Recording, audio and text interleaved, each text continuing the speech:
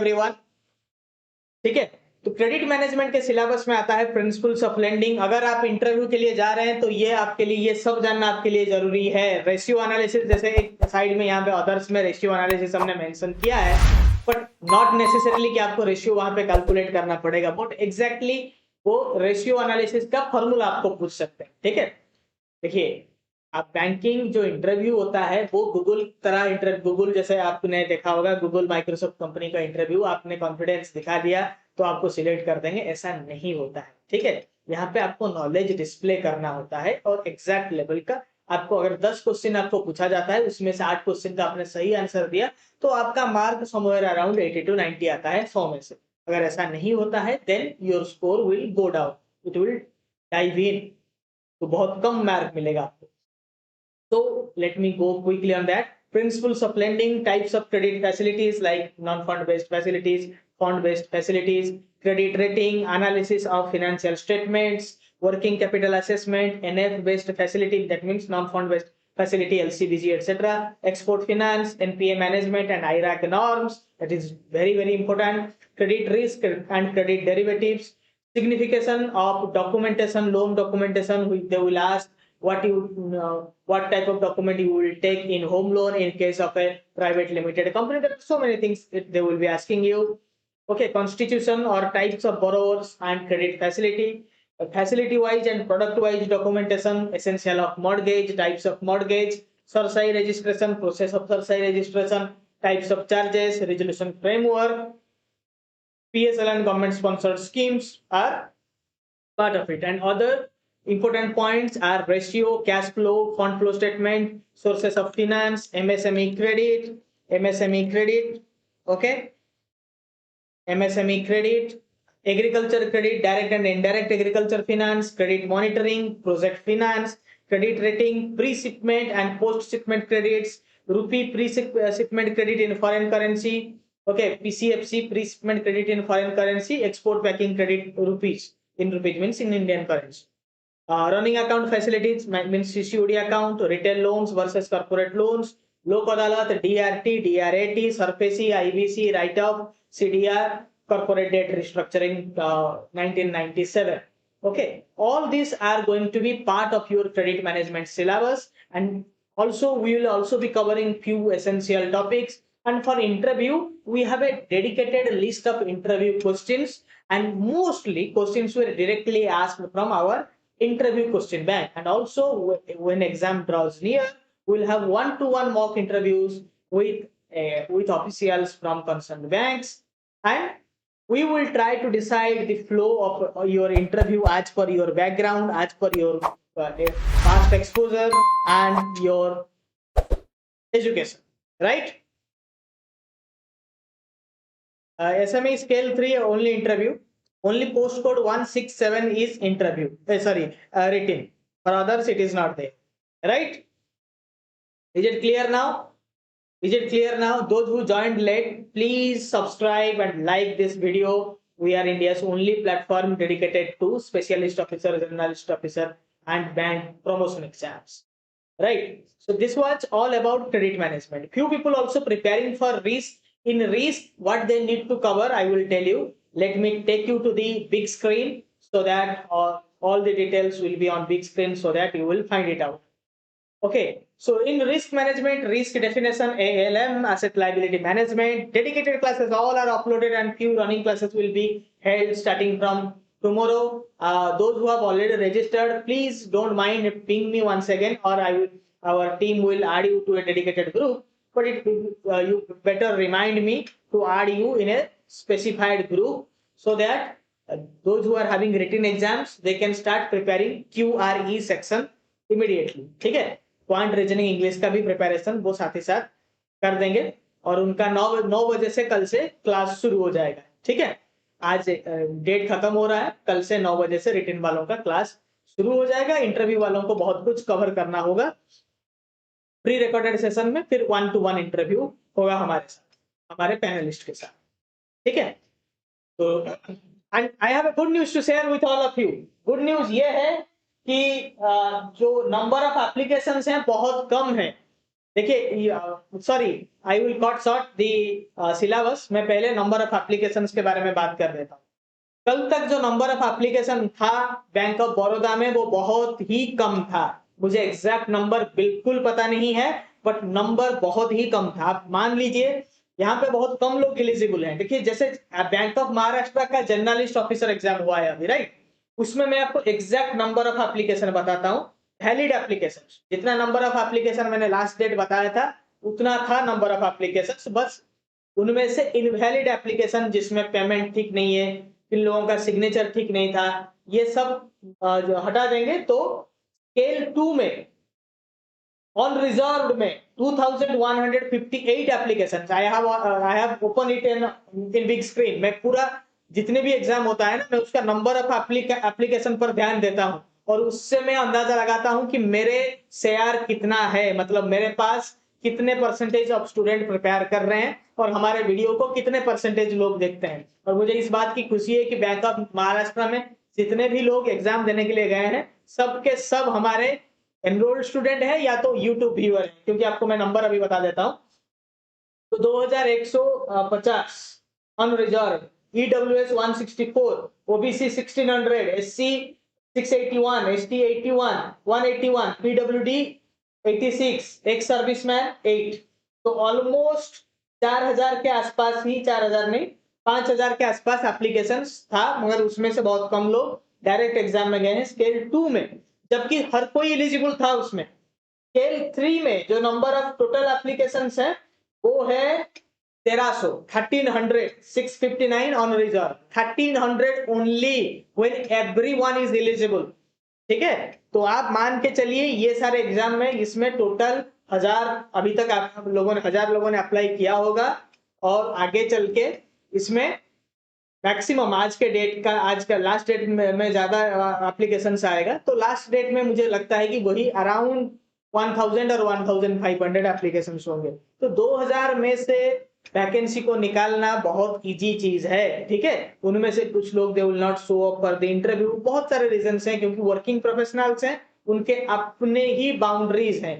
कुछ लोग प्रिपरेशन भी नहीं कर पाएंगे ठीक से, क्योंकि वर्किंग आवर के बाद अच्छा नहीं लगता है। ठीक है, बॉब बॉब में भी मैं बहुत सारे स्टूडेंट्स को जानता हूं, वो लास्ट मिनट में एग्जाम देने के लिए जा नहीं पाए।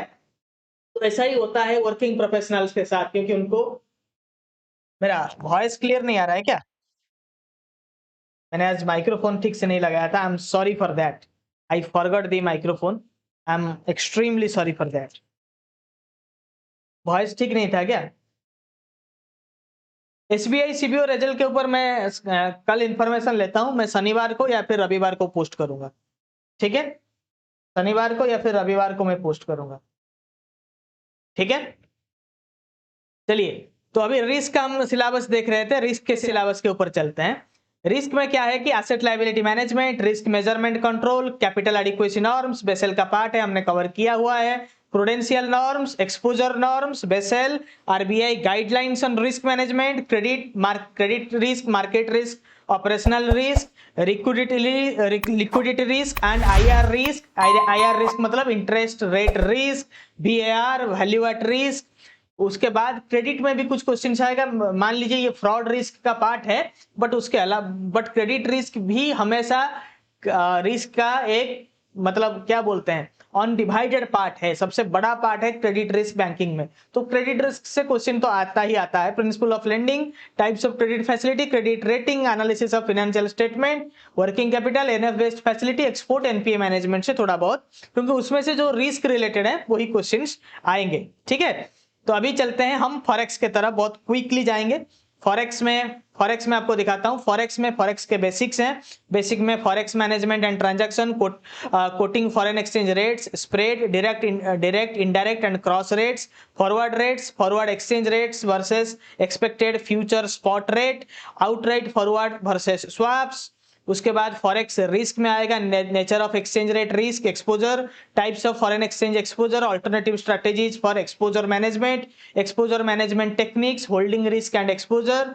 करेंसी डेरिवेटिव में currency future, marking to market, future contract versus forward, link between future and forward contract, currency option, exchange traded fund options, quotation conventions and market organization, determining market value of options over the counter options. तो ये credit derivative में forex law and policies in India, FEDAI rules, FEMA rule, ICC guidelines, UCP 600, eUCP version 1.1, DOCDEX rules ICC का part है, export finance, foreign trade policy. तो ये सब आएगा आपका फॉरेक्स में। होप हमने बहुत क्विकली आपको फॉरेक्स, रिस्क और क्रेडिट का सिलेबस रिवाइज कर लिया है। Thank you Kshitij. Kshitij is saying your voice is super coming. मैं थोड़ा सा जोर आवाज में बात कर लेता हूं, इसीलिए माइक्रोफोन दूर होने के बाद भी मेरा वॉइस वहां तक पहुंच गया। I am happy for that. देखिए, अगर नंबर ऑफ एप्लीकेशंस किसी भी पोस्ट के लिए ज्यादा आता है तो रिटिन हो सकता है, ऐसा नहीं है, ठीक है। और जहां पे रिटिन के लिए बोला है, अगर वहां पे नंबर ऑफ एप्लीकेशंस कम आएगा तो वहां पे रिटिन एग्जाम स्किप हो सकता है। Everything depends upon the number of applications. अगर ह्यूज नंबर ऑफ एप्लीकेशंस आता है तो चेंज हो सकता है, क्योंकि बैंक के पास पूरा का पूरा राइट है पैटर्न को चेंज करने के लिए, एग्जामिनेशन को कैंसिल करने के लिए, डायरेक्ट इंटरव्यू कंडक्ट करने के लिए, जीडीपीआई के बेसिस पर चलने के लिए, तो कुछ भी हो सकता है। बट जो भी हो, आप नॉलेजिस्ट के साथ पूरा टॉप लेवल प्रिपेयर्ड रहेंगे, और हम नहीं चाहेंगे कि इसमें हमारा शेयर भी कम हो। फॉर्म की तरह कि बाकी एग्जाम की तरह इसमें भी हमारा नजर है, ठीक है। क्योंकि अभी मेरे स्टूडेंट्स के पास, मैं देखिए एक बात सीधा सीधा बता देता हूं, मैं क्यों बॉब के ऊपर, आरआरबी के ऊपर फोकस कर रहा हूं। आप लोग टाइम वेस्ट कर रहे हो बॉम्ब का रिजल्ट के लिए इंतजार करके, अपना सीबीआई का रिजल्ट, सीबीओ का रिजल्ट के इंतजार कर रहे हो। मैं बार बार बोलता हूं कि स्क्रीनिंग का प्रोसेस इस बार थोड़ा इशू है सीबीओ में। बॉम्ब ठीक टाइम पे आएगा, मार्च का महीना है, आगे स्ट्राइक है, तो सीबीआई का रिजल्ट भी अप्रैल में, तीनों का रिजल्ट आ जाएगा, क्योंकि 20 दिन में बॉम्ब रिजल्ट देता है। सीबीओ का रिजल्ट लास्ट टाइम कोविड के वजह से थोड़ा खींच लिया था उन लोगों ने, इस बार स्क्रीनिंग के वजह से, स्क्रीनिंग में कुछ इशू है जो मुझे पता है, बट मैं इसको थोड़ा सा रीफ्रेज करके, एग्जैक्ट टर्म में नहीं, रीफ्रेज करके कल बात करूंगा। मैं किसी भी स्टूडेंट को नहीं चाहता कि कोई हराश हो जाए, तो आई कीप क्वाइट। पहले मुझे ये खबर था कि मार्च के फर्स्ट और सेकंड वीक में रिजल्ट आने वाला है, ठीक है, बट स्क्रीनिंग प्रोसेस में डिले हुआ, तो उसके बाद मैं किसी को कोई फॉल्स एश्योरेंस देना नहीं चाहता। बट आपके पास अभी टाइम है, जब तक रिजल्ट नहीं आता है आप दूसरा प्रिपरेशन करिए। इंतजार भी, you can wait, you should, ठीक है। Waiting for something is really interesting. Sir क्या है सिलेबस होगा RRB officer scale 3 financial awareness 2020 का? मंजू वो तो हमने कवर किया हुआ है, तो आप उसी के हिसाब से चलिए जो हमारे इंटरनल सिलेबस है।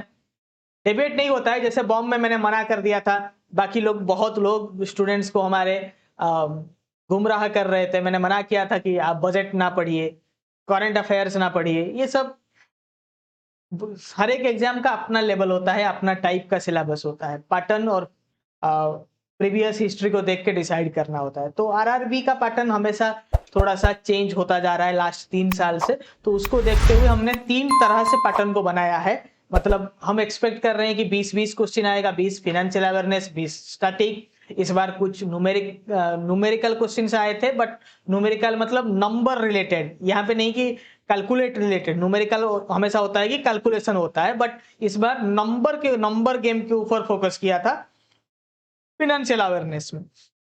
तो सारे पैटर्न को नजर में रखते हुए इस बार का प्रिपरेशन हो रहा है। क्षितिज, बॉम्ब एग्जाम में कोई कैंडिडेट 74 मार्क्स आता है एंड उतने लोग क्वालिफाई नहीं होते हैं जितने सीट, नहीं देखिए, सब कोई हिसाब भूल जाइए आप। मैं पहले दिन से, जब से मैं बैंकिंग का क्लास चला रहा हूं, मुझे बहुत लोग काउंटर करते हैं, बहुत लोग इसके लिए मुझे काउंटर किया है बहुत बार, ठीक है, भला बुरा भी लिख देते हैं कि मैं नहीं जानता हूं, बट मैं वही पहले दिन से बोलता आया हूं और आज भी वही बोलूंगा, और हमेशा वही हुआ भी है अभी तक। जितने लोग इंटरव्यू के लिए जाएंगे उसका 1/3, मतलब number of candidate called for, appeared for the interview, divided by 3 will get the selection. That doesn't matter how many vacancies were advertised earlier. ठीक है, अगर 100 वैकेंसी था, मान लीजिए 100 वैकेंसी था, तो इंटरव्यू में 300 लोगों को बुलाना होता है, मगर कट ऑफ क्वालिफाई ना करने के कारण उन्होंने सिर्फ 120 लोगों को बुलाया इंटरव्यू के लिए। तो 40 से 42 43 people will get final selection, no matter there were 100 post. यही होता है, ये दिस इज द रूल।